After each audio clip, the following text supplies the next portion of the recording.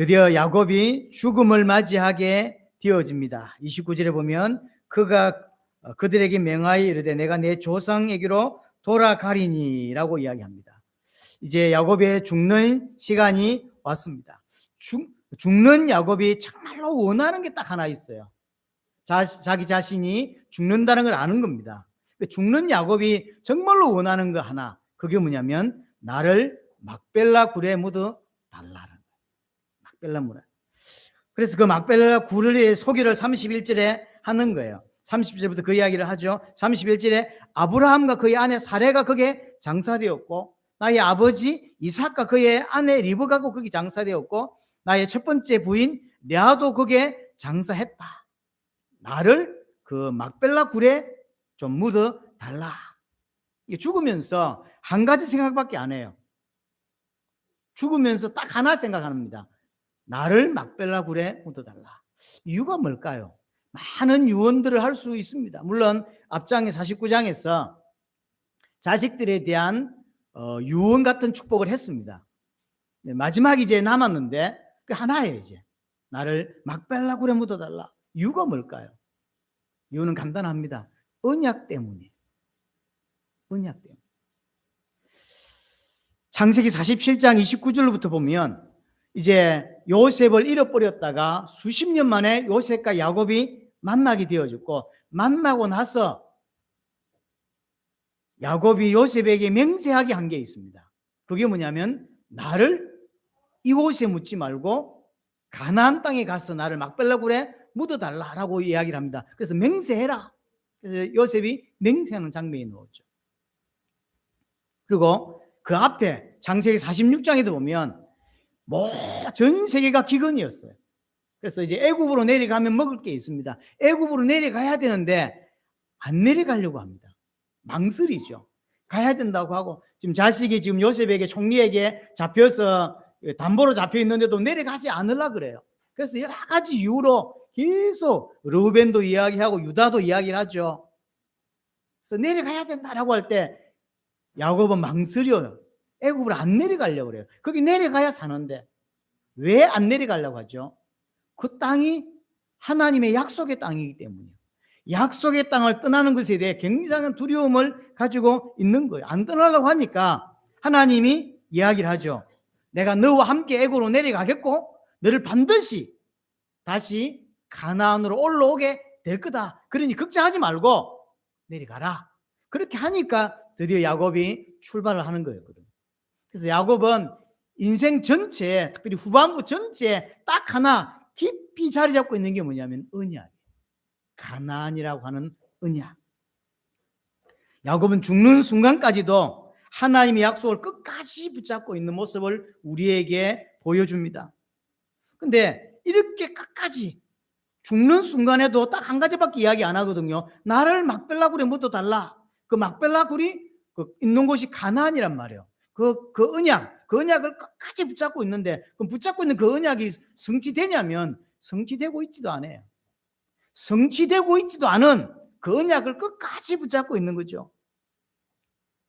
이게 야곱의 신앙입니다. 지금 현실에서 상황, 현실에 상관없이 하나님을 온전히 믿고 있는 거예요. 많은 사람들이 신앙이 없기 때문에 하나님보다는 하나님이 주신 응답을 더 원합니다. 그래서 응답이 안 되면 하나님이 살아계신 거 하나님이 없는 거 아닌가라고 불신앙하게 되고 하나님이 나를 버린 게 아닌가 이런 생각을 하게 되는 거예요. 근데 야곱의 신앙을 보면 지금 성취된 거, 안 된 거 상관없이 오직 하나님만을 신뢰하고 그 언약을 신뢰하고 있어요. 아니 뭐가 진행되어야 신뢰를 할 건데요. 진행되고 있질 않아. 그런데도 야곱은 신뢰하고 있어. 하나님을 신뢰하고 있고 언약을 굳게 끝까지 붙잡고 있는 모습을 보여주는 거죠. 이게 신앙이에요. 야곱은 결국 죽어서 가나안으로 올라가게 사실은 되지죠. 오늘 첫 번째 장면에서 야곱이 마지막 죽으면서 하는 그 이야기를 통해서 이 땅의 신앙생활이 뭔지를 참 자세하게 보여주는 것입니다. 신앙생활은 딴 게 아닙니다. 반드시 교회로 와야 되지만 교회를 통해서 언약을 붙잡고 끝까지 붙잡고 사는 삶, 그것이 신앙생활이에요. 언약을 끝까지 붙잡고 사는 사람. 하나님이 그 언약을 아브라함에게 주셨고 이삭에게도 주셨고 본인 야곱에게도 주셨습니다. 근데 그 언약의 내용이 같아요. 창세기 12장부터 창세기 마지막까지 하나님이 계속 말씀하면서 반복하는 언약이 딱 두 가지예요. 하나는 씨에 대한 언약, 하나는 땅에 대한 언약.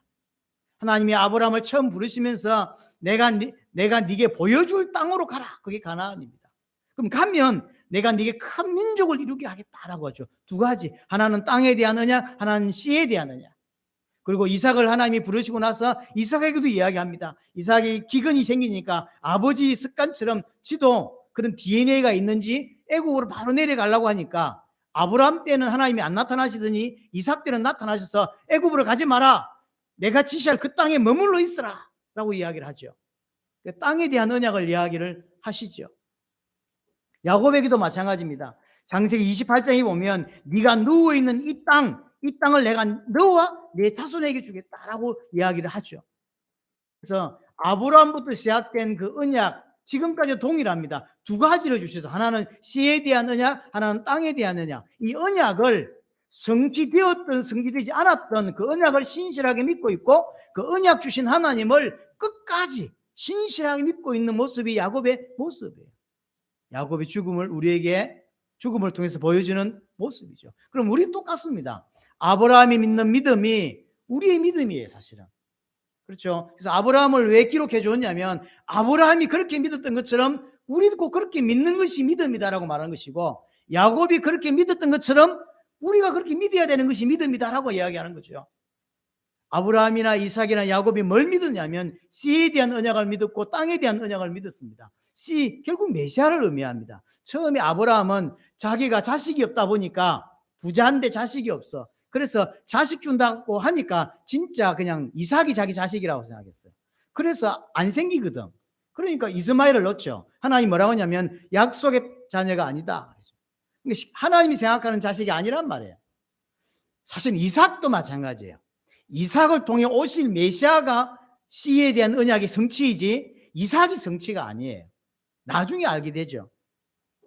그럼 메시아 그리스도가 씨란 말이죠. 그럼 그 그리스도 오신 분이 누굽니까? 예수예요. 그렇죠? 그래서 예수가 그리스도라는 것이 언약이고 복음이에요. 아브라함이 붙잡았던 것이 예수란 이름은 모릅니다. 그래서 그리스도를 붙잡았고 우리 또한 그 그리스도이신 예수를 붙잡는 거죠. 예수가 그리스도라는 사실을 우리는 붙잡고 끝까지 믿고 사는 것입니다. 그것이 신앙이고 그것이 믿음이에요. 또 하나 땅, 그게 가나안 땅입니다. 하지만 아브라함은 처음에 가나안 땅인 줄 알았어요. 하지만 시간 지나서 알게 되었죠. 그래서 땅을 안 샀다 그랬어요. 왜냐하면 나그네로 이방인으로 살았다 그랬죠. 왜냐하면 더 나은 본향을 사모했기 때문이다. 가나안이 아니라 가나안에 왔는데 그게 아니라는 거예요. 더 나은 본향 어디죠? 새하늘과 새 땅. 영적 가나안을 아브라함이 깨닫게 되고 이삭도 그렇고 야곱도 그렇게 깨닫게 되는 것이죠. 믿음의 선조들이 붙잡았던 복음, 예수가 그리스도라고 하는 이 복음, 믿음의 선조들이 끝까지 붙잡고 있던 가나안, 새하늘과 새 땅, 어떻게 성취됩니까? 주의 재림과 세계복음을 통하여 성취됩니다. 그래서 우리는 끝까지 되든지 안 되든지 끝까지 믿어야 되는 게 뭐냐면 이 두 가지 언약이에요. 예수가 그리스도라고 하는 복음과 세계복음과 주의 재림. 이것 때문에 내가 존재하고 이것 때문에 우리가 살아가는 것입니다. 이거와 전혀 상관이 없다면 사실 여러분은 하나님하고 상관이 없는 사람들이에요. 그래서 이 땅에 기독교인이라고 말하지만 하나님과 상관없는 기독교인이 굉장히 많습니다. 하나님은 왜 이런 메시지를 우리에게 하게 하시냐면 돌이키라고. 우리는 이 언약을 굳게 사실은 붙잡아야 됩니다. 어떻게 살아야 되냐? 야곱처럼 아브라함처럼 죽는 그 순간까지 이 언약을 붙잡는 삶, 그것이 신앙생활이에요. 세상을 내 마음대로 적당히 살다가 주일날, 일요일날 가끔 교회 오는 게 신앙생활이 절대로 아닙니다. 그렇죠? 그게 신앙생활이 아닙니다. 신앙생활은 예수를 그리스도로 믿고 그가 행하실 세계복음과 주의 재림을 나의 언약으로, 나의 모든 방향으로, 나의 목적으로 삼고 그래서 나머지 삶을 살아가는 거예요. 그것 때문에 직장도 다니고 그래서 돈도 벌고 혹시 나이 들어서 몸이 약하면 안 되니까 운동도 하고 또 필요할 거니까 저축도 하고 여러 가지를 하는 거예요. 왜? 이 땅에 나를 하나님이 보내셔서 그거 감당하게 하시려고 하는 거니까. 그냥 단순히 내 조금 건강하게 잘 살아보겠다고 운동하는 게 아니란 말이에요. 나중에 집도 사야 되겠지만 단순히 집 좀 사라고 저축하는 게 아닙니다. 이런 모든 것들을 통틀어서 결국 우리는 예수 그리스도를 믿고 그가 행하실, 그 예수님이 행하실 세계복음화 주의 재림을 이루는 자로 살아가는 거예요. 그것이 내 대 성취될 수도 있고 안 될 수도 있어요. 하지만 야곱의 모습을 보면 성취된 것과 안 된 것 상관없이 이걸 끝까지 붙잡는 모습을 우리에게 보여주는 것이죠. 이것이 신앙생활이에요. 여러분의 방향이 잘못됐다면 유턴을 하셔야 되고, 여러분들의 신앙의 색깔이 성경하고 다르다면 빨리 성경으로 돌이키셔야 돼요. 그냥 단순히 교회 좀 다니고 단순히 찬양도 좀 하고 그것이 신앙생활이 분명히 아닙니다. 오늘 야곱의 죽는 모습을 통해서 우리에게 그걸 보여주는 거죠. 현실과 전혀 상관없이 끝까지 언약을 붙잡고 사는 삶, 그것이 신앙생활이라고 하는 것입니다. 그럼 야곱이 처음부터 이랬냐? 그렇지 않죠. 아브라함도 마찬가지고요. 처음부터 바로 깨닫고 하나님 부름 받자마자 그 다음 날부터 바로 깨달아가지고 올바르게 믿고 그랬냐? 그렇지 않습니다. 야곱은 특별히요, 야곱이잖아요. 발꿈치를 잡은 자예요. 얼마나 욕심이 많은지를 설명해 주기 위해서 실제로 태 안에서 놓으면서 형을 발꿈치 진짜 잡았는지 안 하면 우리가 어떻게 알아요? 그게 야곱의 특징을 설명해 주는 단어라고. 욕심 많고 형의 축복을 빼앗기 위해서 오만 잔머리 다 쓰고 인본이 썼던 야곱이었습니다. 하지만 그 야곱이 어느 시점에 바뀌죠. 이스라엘로 바뀌죠. 야곱이 처음부터 믿음의 사람이 된 게 아니에요. 믿음의 사람은 부름받았지만 여전히 믿음이 없어. 하지만 시간의 경과를 통해서 하나님이 그런 사람으로 바꾸어 갈 수 있도록 말씀도 주시고 사건도 주셔서 여하튼 야곱이 진짜 믿음의 사람이다라고 보여줄 수 있도록 하나님이 만들어 가시죠. 우리 또한 마찬가지예요. 여러분들이 마음을 완전히 열고 하나님이 내 역사하심을 보셔야 돼요. 그래서 이게 이 신앙이 올바른 것이 아니구나 이렇게 보여져야 다음으로 넘어갈 수 있다. 야곱을 하나님이 바꾸셨고, 아브라함도 보세요. 50년 넘는 시간이 걸렸어요. 하나님 우리를 지금도 바꾸고 가고 있다는 걸 아셔야 돼요. 바꿀 수 있도록 인정하셔야 돼요. 하나님이 나에게 그런 일을 행하고 계시는구나. 이렇게 여러분들이 그게 인정이 되어져야 조금씩 바뀌어 가게 되는 것입니다. 정말로 언약 붙잡는 삶이 야곱의 삶이었다고 하는 것이죠. 자, 33절에 보시면 야곱이 아들에게 명하기를 마치고 그 발을 침상에 모으고 숨을 거두니 그의 백성에게로 돌아갔더라. 야곱이 이제 죽었죠. 돌아갔다라는 말은 정확한 표현은 모아졌다라고 하는 표현이에요. 그러니까 섞여 있는데 그런 쪽 사람들로 따로 모은 거죠. 이렇게 예를 들어서 한국 사람도 있고 미국 사람도 있고 막 있는데 이게 한국 사람은 따로 이렇게 모으듯이 아니면 이게 콩이라든가 수수라든가 이런 것들이 막 섞여 있는데 콩만 따로 분리시켜 이렇게 이런 거예요. 이게 자기 백성으로 돌아갔다라고 했는데 돌아갔다는 말을 모았다라는 거예요. 같은 종류별로 모은 거죠. 쉽게 말하면 하나님 백성으로 모은 거예요. 하나님 백성으로 편입시켰다라는 단어가 이 표현이에요. 이 땅에서는 하나님 백성과 아닌 사람들이 섞여 삽니다. 그러다가 하나님 백성들만 따로 사는 대로 이제 그게 천국이죠. 그게 새하늘과 새 땅이에요. 거기에 편입되었다라는 의미가 자기 백성에게로 돌아갔다라는 거죠. 하나님의 백성의 수에 이제 야곱도 들어가게 된 거죠. 그래서 성도의 죽음은 죽음이 아닙니다. 하나님의 백성으로 새로 태어나는 시간이 야곱의 죽음이에요. 성도의 죽음이 그렇습니다. 그래서 성경에서 성도의 죽음을 새로 태어나는 걸로 설명하는 거예요. 이 땅에서 하나님 주신 사명들을 마치면 마무리가 되면 이제 완전히 자기 백성과 함께 사는 새로 태어나는, 그래서요 이 땅에서 보면 죽음이죠. 하지만 하나님의 나라 입장에서 보세요. 하나님의 나라 입장에서 보면 이제 응애하고 태어나는 입장인 거예요. 자, 죽은 아브라함이나 그 노아나 이런 믿음의 사람들이 지금 새하늘 새 땅에 들어가 있다고 보세요. 이 사람들 입장에서 볼 때 야곱의 죽음은 처음 태어나는 거예요. 그걸 그래서 성경에서는 자기 백성에게로 갔다, 자기 백성으로 돌아갔다, 자기 백성으로 편입되었다, 드디어 자기 백성의 모임으로 들어갔다라는 거죠. 참 표현이 멋있는 것 같아요. 그래서 하나님의 백성으로 편입되어 들어가는 그 시간이 바로 육신의 죽음의 시간인 것입니다. 그렇게 죽어 새롭게 태어난 사람이 가는 곳이 가나안. 그렇게 죽고 드디어 죽고 나서 야곱은 가나안 안으로 이제 들어가게 되는 것입니다. 우리 똑같습니다. 정말로 구원을 받은 생명을 가진 자가 영적 가나안으로, 저 하늘 가나안으로 우리는 들어가게 되는 것이죠. 그러면서 제가 본문을 계속 보면서 어떤 생각을 했냐면, 자기 백성으로 간 야곱은 어떤 마음이었을까? 유언을 다 하고 마지막에 딱 하나, 나를 막벨라 굴에 묻어달라고 이야기하고 이제 죽으면서 야곱은 마음이 어땠을까? 저는 개인적으로 굉장히 기뻤다고 생각했어요. 그리고 흡족했다라는 생각이 저는 들었어요. 참 야곱의 인생이 복을 받았구나, 그런 생각을 전 했습니다. 왜 그러냐면 자신이 가지고 있는 믿음을 요셉이 그대로 가지고 있는 걸 본 거죠. 그래서 자신의 믿음과 언약을 요셉도 그대로 가지고 있는 거죠. 창세기 48장을 한번 생각해 보세요. 손자였던 므낫세와 에브라임을 자기 아들로 입양을 시키는 장면을 봤죠. 그 입양과 동시에 결국 요셉도 자기 위치로, 요셉과 야곱이 같은 위치로 이게 성격하는 장면을 우리는 봤습니다. 그래서 이스라엘 지파는 야곱 한 사람의 아들로 형성된 것이 아니에요.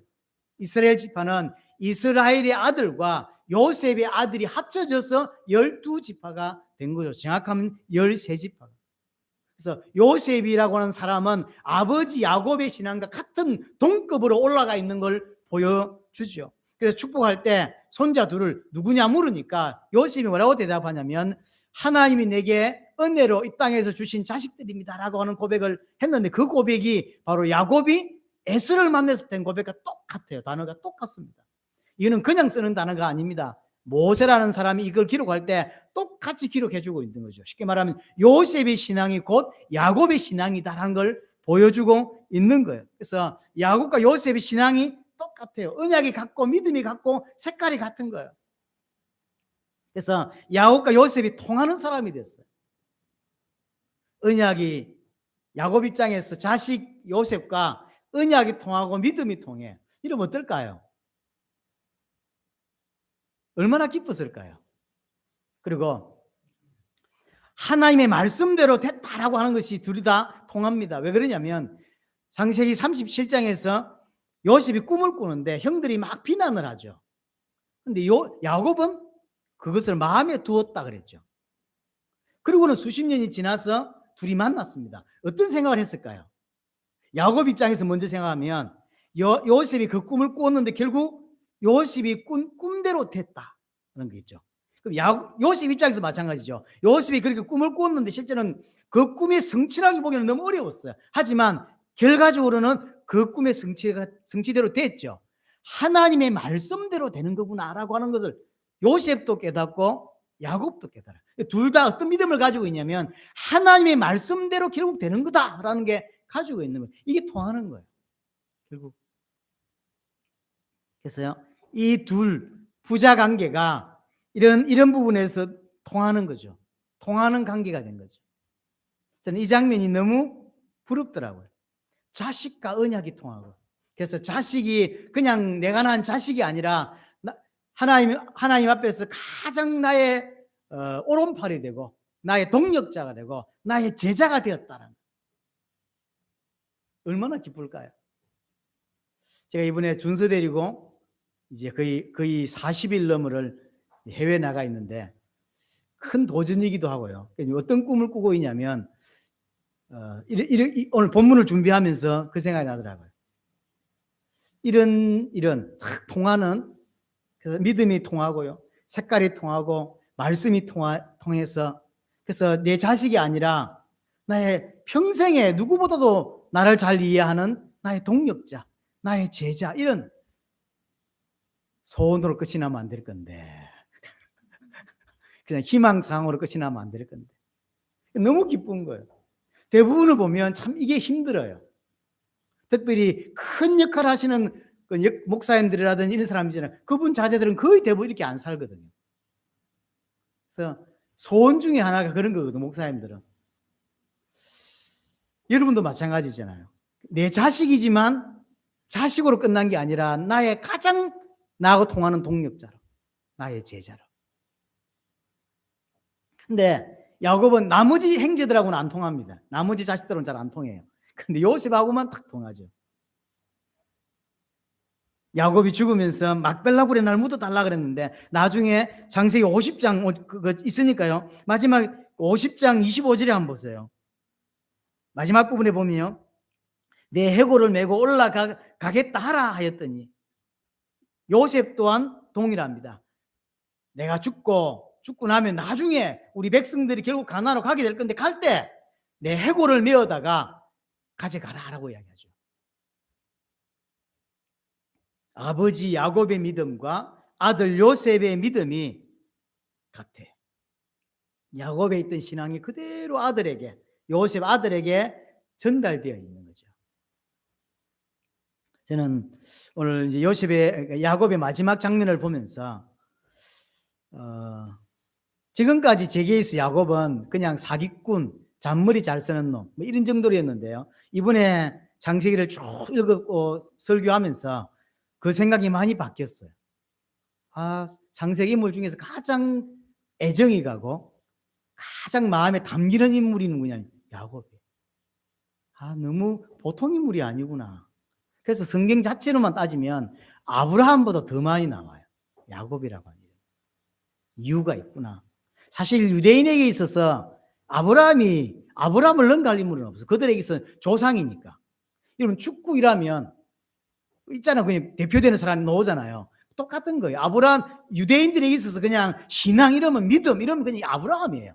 하지만 제가 이렇게 창세기를 쭉 공부하면서 읽어오면서 야곱에 대한 애정이 좀 많이 생긴 것 같아요. 너무 귀하다. 너무 멋있다. 이 노인네가요, 힘도 없어서 다리도 부러져가지고 지팡이 쩔뚝쩔뚝 지르면서 바로왕 축복하는 모습 보세요. 손자 2명 축복하는 거 보세요. 12아들에 대한 축복하는 모습 보세요. 그리고 마지막 죽으면서 딱 한 가지 소원. 나를 막벨라군에 묻어달라라고. 언약 때문에. 보통은요, 죽음을 맞이한 사람이 보통 좀 아쉬운 게 있잖아요. 아직 안 죽어봐서 모르겠는데 보통 이런 거 어떨까요? 내가 이제 죽어. 내가 죽었어. 근데 생각이 있어. 근데 보통은 아쉽다고. 이렇게 했어야 했는데 저렇게 했어야 했는데 내가 이 말을 했었는데 이런데 야곱 입장에서 보면 아쉬운 게 하나도 없을 것 같아요. 왜냐? 요셉이 너무나 믿음의 사람으로 서 있고 그래서 요셉과 신앙이 너무 통하고 아쉬움이 하나도 없는 너무 흡족한 인생을 마무리를 하고 하나님의 백성으로 간 것 같아요. 너무 마지막 모습이 멋있고 내가 닮고 싶다라는 그런 생각이 들더라고요. 그 흡족하다는 이유가 뭐냐면 나도 영원한 것을 붙잡았고요. 자기 아들 요셉도 결국 영원한 걸 붙잡고 있어요. 그냥 요셉이 성공했고 육신적으로 축복을 받았기 때문에 흡족하다는 게 아니에요. 나도 영원한 걸 붙잡고 있고 아들 요셉도 영원한 걸 딱 붙잡고 있거든. 그래서 너무 흡족한 거죠. 자, 오늘 50장 1절부터 14절까지 이야기는 결국 야곱이 죽고 이 야곱을 장례 치르는 장면입니다. 2절에 보시면 그 수종들은 어원에게 명하여 아버지의 몸을 향으로 처리하게 하며 어원이 이스라엘에게 그대로 하되. 이 어떤 장면이냐면 야곱의 그 시신을 미라로 만드는 장면이에요. 미라로 썩지 않도록 장기를 끄집어내고 그 안에 방부제를 넣고 향을 넣어서 그 다음에 이렇게 고무로 만든 어떤 진흙 같은 게 있대요. 그걸 씌우고 붕대로 감아서 미라로 만드는 이런 장면입니다. 그래야 빨리 안 썩으니까. 이게 당시 애굽 사람들 고위 관리나 왕이나 이런 사람들이 죽을 때 하는 풍습이에요. 왜 그러냐면 그들은 사후세계가 있다고 생각을 했던 것 같아요. 사후세계가. 왜냐? 그래서 사후세계가 있기 때문에 어떤 행태인지 모르지만 다시 살아나요. 어떻게 살아나는지 모르지만 다시 살아나고, 그 살아나기 때문에 가능한 육체를 빨리 썩지 않도록 하기 위해서 그런 방부제 처리하는 방식들이 많이 개발되고 그걸 했다고 합니다. 오늘 보니까 40일 됐다고 하는데 제가 40일 정도 걸렸나 그래서 이제 자료를 이리저리 좀 인터넷 통해 찾아보니까 이게 엄청 오래 걸린 게 아니래. 보통 40일 정도 걸린대요. 그리고 애국 왕이 바로 어떤 사람들이 죽으면 42일, 47일 정도가 걸린대요. 그러니까 미라를 만드니까 아마 그 정도 시간이 걸리는 것 같아요. 이렇게 뭐 정확한 미라 방식을 제가 잘 모르는데 일단 내장을 다 끄집어내고 그걸 다 뭘로 또 씻는데 씻어가지고 방부제 처리를 해가는, 이게 40일 걸린대요. 향을 넣고 그다음 붕대로 다 감는. 그래서 어떤 때는 미라만 하는 것이 아니라 그가 썼던 물건들도 같이 넣는다고 하더라고요. 왜냐하면 다시 살아났을 때 물건을 사용해야 되니까 지 쓰던 물건도 넣어주고. 그래서 어떤 자료를 보니까 재밌다, 중국에서 했던 이야기도 많이 비슷하다 이런 생각이 들어서 자료를 찾아보니까 하인들과 하녀들도 같이 생매장을 한다는 거예요. 왜냐하면 지가 살아났을 때 부려먹어야 되니까. 그래서 야, 희한한 놈들이다 그런 생각을 했어요. 그러면 이제 우리가 생각하는 그 부활 신앙이냐? 그건 아니고요. 그건 아니고 그냥 사후세계가 있다라고 그냥 그들은 생각을 했다는 거죠. 사후세계가 있으니까 빨리 썩으면 안 된다는 거예요. 빨리 썩으면 안 되니까 하여튼 그런 생각 속에서 발전하고 개발되는 것들이 이런 오래 남을 수 있는, 그게 이제 미란 거죠. 그들의 풍습인 거예요. 그리고 3절에 보니까 40일이 걸렸다고 했고 이제 처리를 하고 거기 마지막 70일 동안 그를 위하여 곡하였다라고 하죠. 우는데 70일 걸렸대요. 아마 제 생각인데 40일 따로 70일 따로 같지는 않고요. 40일 따로하고 70일 또 따로 울었을까요? 그렇지는 않은 것 같고 40일과 70일이 겹친 것 같아요. 그럼 70일 안에 그 방부제 처리하는 미라로 만드는 과정이 다 포함되어 있는 것 같습니다. 70일 이렇게 우나 그래서 또 자료가 당시 이집트 자료들을 찾아보니까 이 정도 울었다고 하더라고요. 바로가 죽으면, 그것도 아주 힘 있는 권세 있는 바로가 죽으면 72일을 울었다는 자료가 있더라고요. 이게 이제 쉽게 말하면 지금 애굽의 장례식을 따라서 하고 있는 것인데 야곱의 죽음을 바로 왕처럼 하고 있는 거예요. 우리나라로 말하면 국장을 치르고 있는 거죠. 보통 3일장 이런 게 아니라 말 그대로 국장. 우리나라도 왜 대통령이 이제 전직 대통령이 죽으면 왜 5일장 뭐 이런 거 하잖아요. 그래서 국장으로 치르고 그러잖아요. 그런 것처럼 야곱의 죽음을 애굽 풍습을 따라서 하면서 국장으로 치르고 있는 거죠. 아주 성대하게. 가난한 사람들이 이렇게 하지도 못합니다. 아주 부자나 아주 권력 있는 사람들만 하는 거예요. 그래서 여하튼 야곱은 방부제 처리가 된 미라로 이제 가나안으로 이제 올라가게 되어집니다. 자, 10절 보시면 10절에 50장 10절입니다. 그들이 요단강 건너편 아닷 타작 마당에 이르러 거기서 크게 울고 애통하며 요셉이 아버지로 7일 동안 애곡하였더라. 자, 요단강 건너편에서 7일 동안 애곡하는데 정확하게 여기가 어딘지는 정확치 않습니다. 뭐 두 개 중에 하나겠죠. 만약 모세가 이거를 쓴 게 확실하다면 모세는 가나안으로 못 들어갔거든요. 그러니까 모세 입장에서 건너편이란 말은 가나안 아닌 거죠. 요단 서편일 것이고요. 만약에 전체 대부분은 모세가 썼지만 후대 중에서 이거 조금 더 이해하기 쉽게 후대가 삽입에 넣었다면 들어간 입장이니까 요단 동편이 되겠죠. 건너편은. 그래서 사실 이곳이 정확하게 요단 동편인지 서편인지는 확실치는 않습니다. 여하튼 요단 서편이든 동편이든 모르지만 여기에서 7일 동안 애곡을 하고요. 애곡을 하게 됩니다. 올라가는 장면을 보면 요셉과 그 가족들만 또 야곱의 시체를 미라된 시체를 데리고 올라가는 게 아니에요.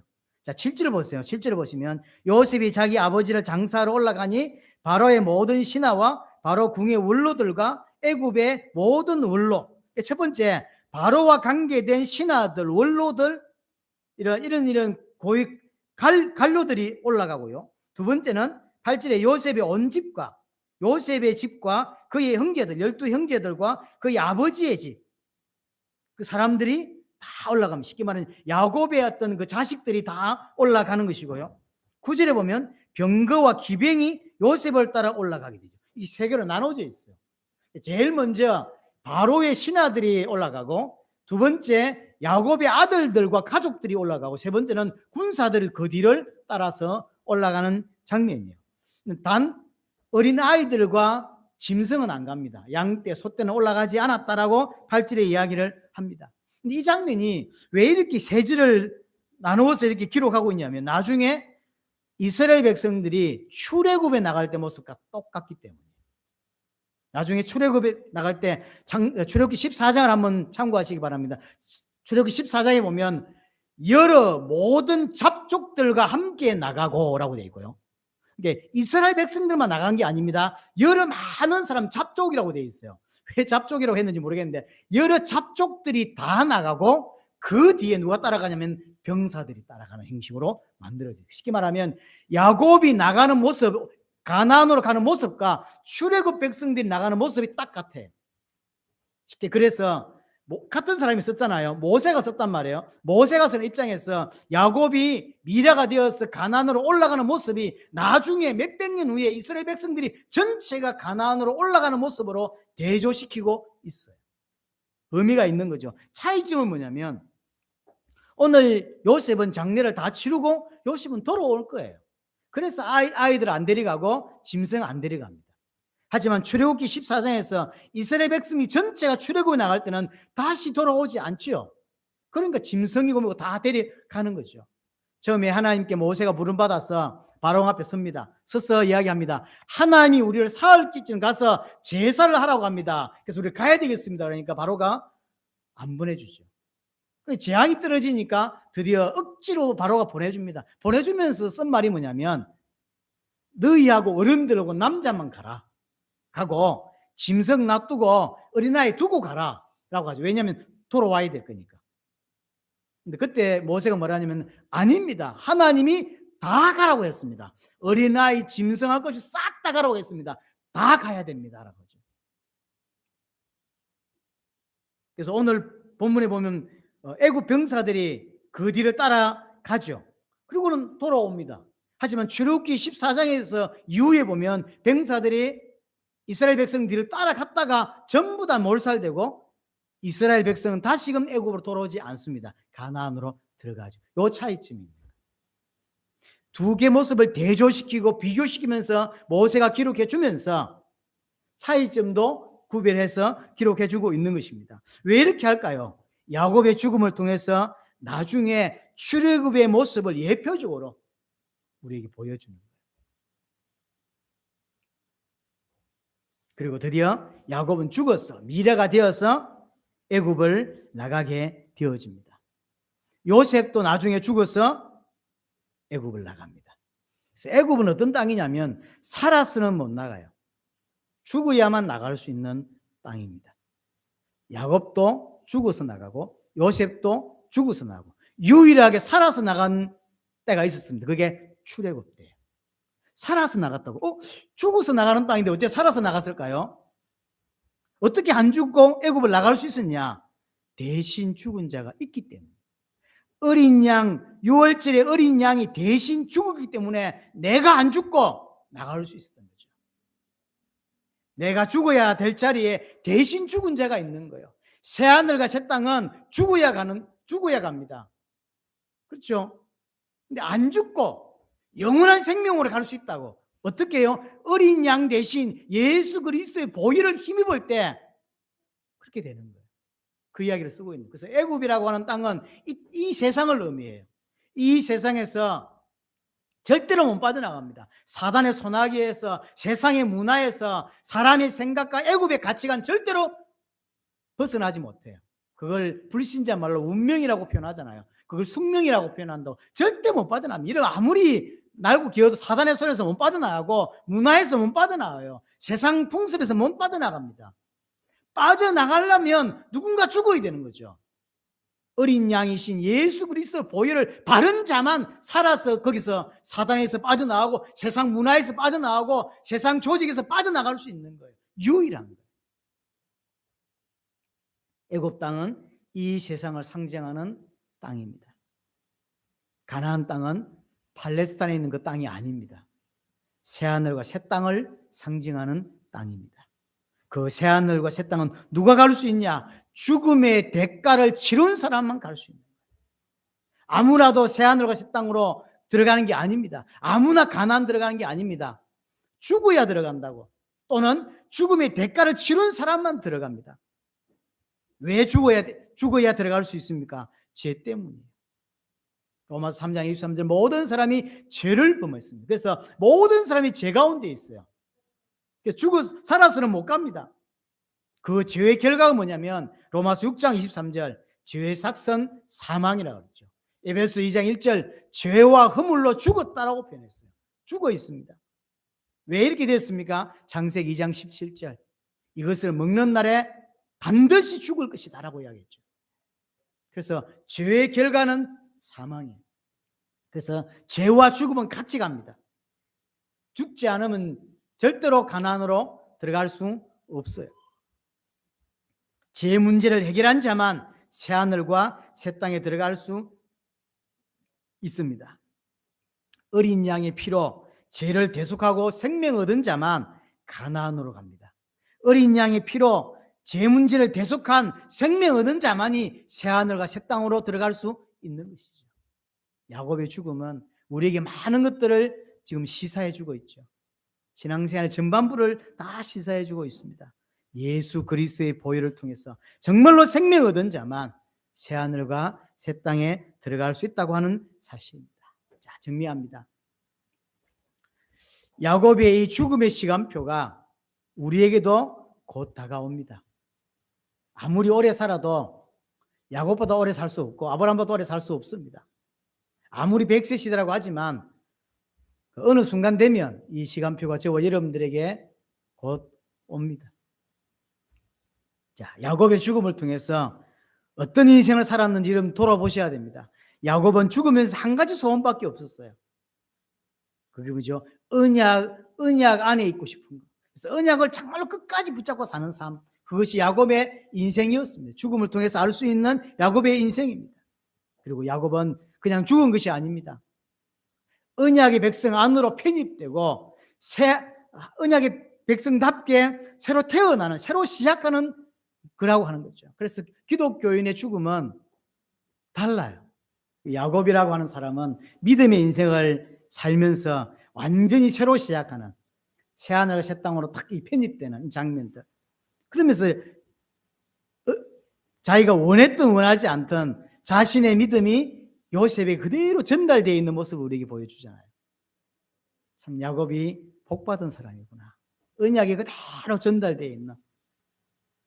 우리가 장세기를 이제 거의 마무리하면서 다음 주면 마무리가 끝이 나는데요. 장세기를 마무리하면서 여러분들의 인생도 좀 돌아보고 여러분들의 죽음에 대해서도 생각을 해보고 하나님 앞에서 어떤 인생으로 마무리되어야 되는지를 좀 고민하는 주간이 되었으면 좋겠습니다.